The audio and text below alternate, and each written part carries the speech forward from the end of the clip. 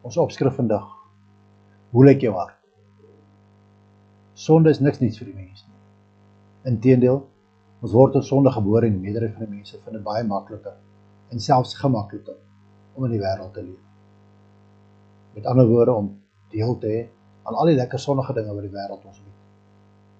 Die verskoning, ons leef in die moderne eeu van 'n sonnige wêreld. En dit is inwees vir die meerderheid van mense van die uiterste belang. En voel dus dat dit makliker is om saam met die stroom te beweeg, as om daarteen te probeer stry. Ons as mense staar daagliks soveel versoekings in die gesig. Versoekings wat ons op ons eie nie sal kan weerstaan of kan teenstaan. Dit is van die uiterste belang dat ons moet verstaan en besef dat ons hierdie versoeking slegs kan teenstaan deur die kragtige werking van God se genade.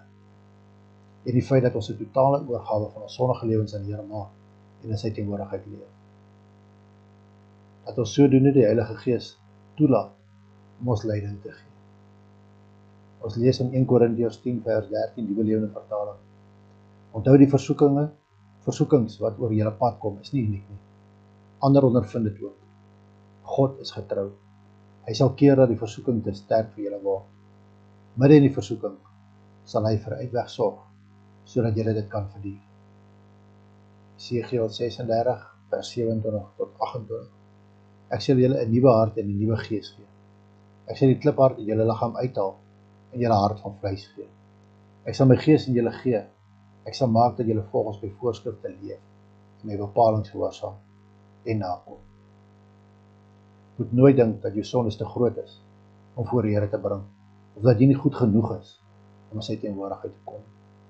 Dit is die Here se wil dat ons moet leef in die bewussyn van vergewing van sondes. Dat ons nie hieroor sal twyfel nie. Jy weet dat jou sondes skuld vergewe is wanneer jy na hom toe omdraai en jou lewe aan sy voete neerlê. En sal die begeerte om te doen wat hy vir jou sê, dan ook vir bevestiging daarvan wees dat jy aan hom behoort. Sonde is 'n geveg wat in die hart plaasvind en word die geveg dan ook daar gewen of verloor. Onthou, jy is geskape met 'n vrye wil en dit is jou keuse. God en die vooruitsig van die ewige lewe of die wêreld en wat daarmee gepaard gaan. Ek wil afsluit met nog 2 gedeeltes uit die Ou Testament. Spreuke 4 vers 23.